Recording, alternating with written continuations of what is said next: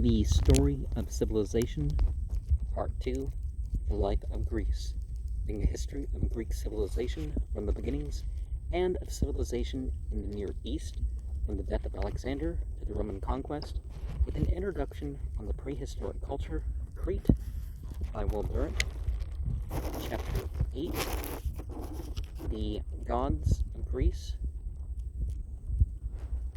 Section 1, The Sources of Polytheism. Of course, polytheism also means the monotheistic religions that believe in Godhead, that don't call the angels and the saints gods, but they, treat them as if they were gods and goddesses. When we look for unifying elements in the civilization of these scattered cities, we find essentially five: a common language with local dialects, a common intellectual life in which only major figures in literature, philosophy, and science are known far beyond their political frontiers, a common passion for athletics, finding outlet in municipal and interstate games, a love of beauty, locally expressed in forms of art, common to all the Greek communities, and a partly common religious ritual and belief. Religion divided the cities as much as it united them. Under the polite and general worship of the remote Olympians lay the intenser cults of local deities and powers who served no vassalage to Zeus. Tribal and political separatism nourished polytheism and made monotheism impossible. Well, it seems it did exist, it just wasn't really favored.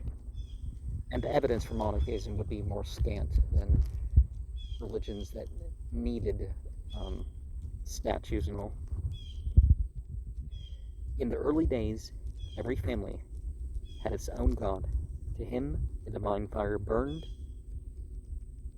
unextinguished at the hearth, and to him offerings of food and wine were made before every meal. This Holy Communion, or sharing of food with the God, was the basic and primary act of religion in the home. And see, if you just eat and drink according to the principles of your religion, the dedication before, the remembrance during, and the thanks are looking back after so much of your life, including how you acquire the goods and how you process the foodstuffs.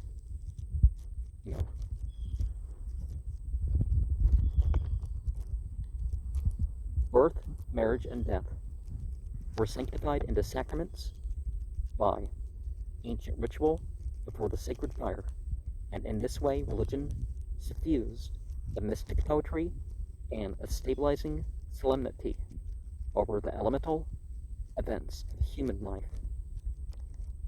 In like manner, the gene and the phratry, the tribe and the city, had each its special god. Athens worshipped Athena, Eleusis, Demeter, Samos Hera, Ephesus, Artemis, Poseidon, the center and summit of the city with the shrine of the city god. Participation in the worship of the god was the sign, the privilege, and the requisite of citizenship. When the city marched out to war, it carried the form and emblem of its god in the forefront of the troops, and no important step was taken without consulting him through divination. There's still some of that going on with politics and political money in my country. Maybe they don't force you to worship, but they certainly use state funding in one way or another for nativity displays and all that stuff, and politicians will, rather than on their own time, will actually speak with psychics and priests and stuff. In return, he fought for the city, and sometimes seemed to appear at the head or above the spears of the soldiers.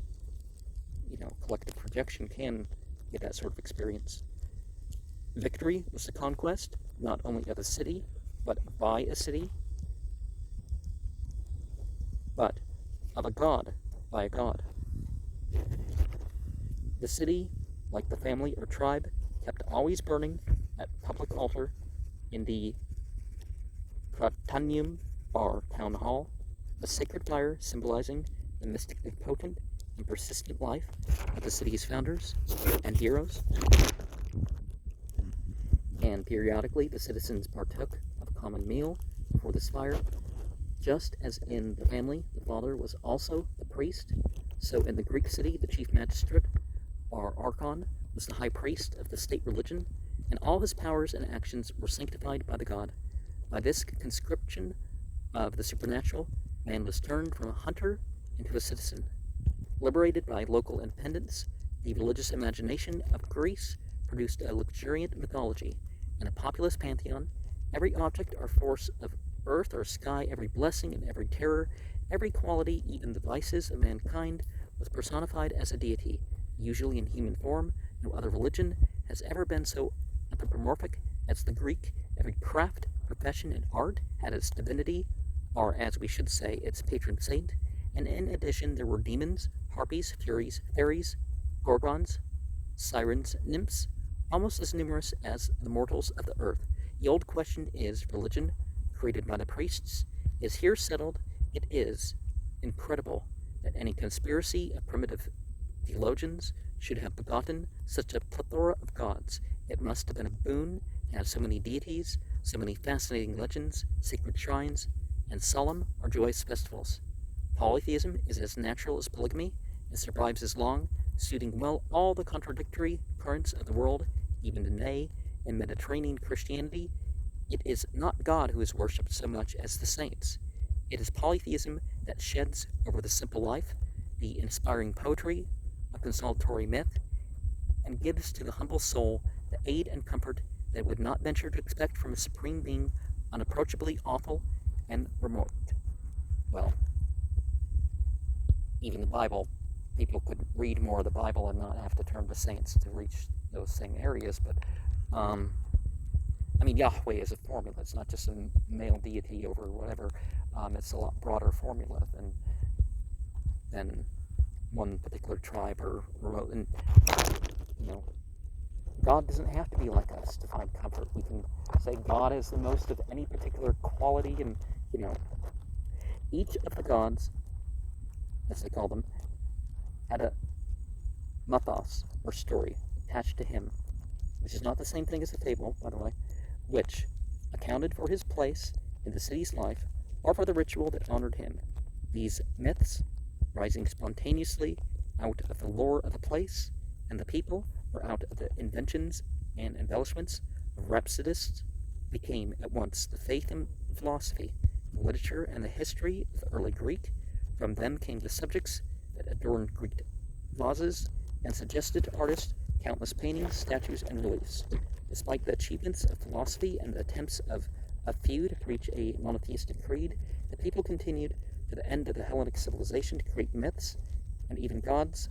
Men like Heraclitus might allegorize the myths, or like Plato adapt them, or like Xenophonus denounce them.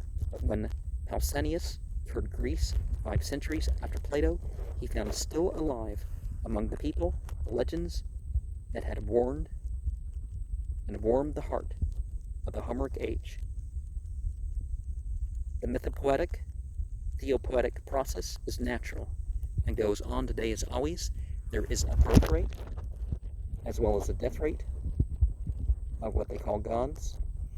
Deity is like energy, and its quantity remains through all vicissitudes of form, approximately unchanged from generation to generation. So is the author saying that their belief is divinity exists, but the individual deities go and come? And I don't think it's just the name or the or language or whatever. and something appears or disappears. I don't think it works like that. But remember, myth is meaning and purpose. It's not, just some made-up story that people might think is true. It's more than that.